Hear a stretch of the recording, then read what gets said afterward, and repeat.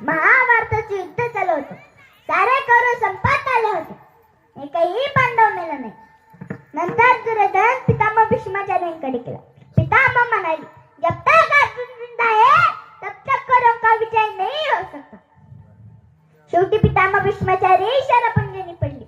नंतर द्रोणाचार्यांनी चक्रव्यूह रचला, तरीही कौरवांचा विजय झाला नाही. कौरव 5 संपत आले होते. एकही पांडव मेला नाही. नंतर दुर्योधन माता गांधारीकडे गेला. म्हणला, आई विजयाचा आशीर्वाद दे. गांधारी म्हणाला, बेटा एक काम कर, तू माझ्यासमोर नग्न उभा राहा, बिना वस्त्राचा उभा राहा. दुर्योधन म्हणाला, आई तू हे काय सांगतेस, तू हे काय सांगतेस? हो बेटा, आता कौरवांकडे आता कुठलीच शक्ती शिल्लक राहिली नाही जी तुला वाचू शकेल. फक्त आता माझ्या पतिव्रतेच्या नजरेची शक्तीच आता शिल्लक आहे जी तुला वाचू शकेल. म्हणून तू माझ्या समोर नग्न उभा राहा, बिना वस्त्राचा उभा राहा. दुर्योधन म्हणाला, ठीक आहे. दुर्योधना बिना वस्त्राचा ये, नाहीतर काहीतरी गडबड करशील. हा म्हणाला, ठीक आहे. पहाटे शांत करून येतो.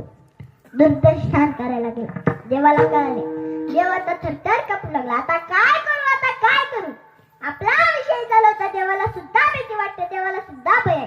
तुम्ही म्हणाल महाराज देवाला भय आहे हे आम्हाला कळालं, पण नंतर दुर्योधनाचं काय झालं ते सांगा ना. नंतर दुर्योधनाचं काय झालं ते सांगा.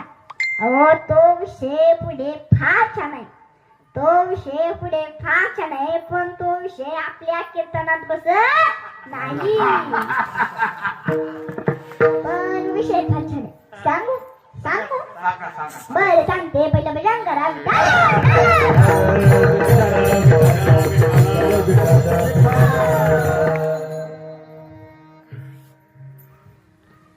दुर्योधन स्नान करायला गेले. स्नान केले.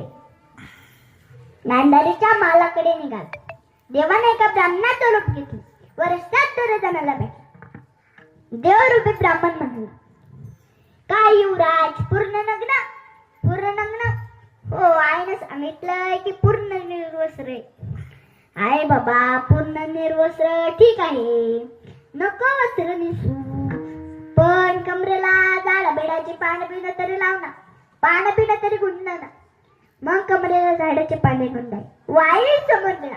म्हणला, आई विजयाचे आशीर्वाद दे.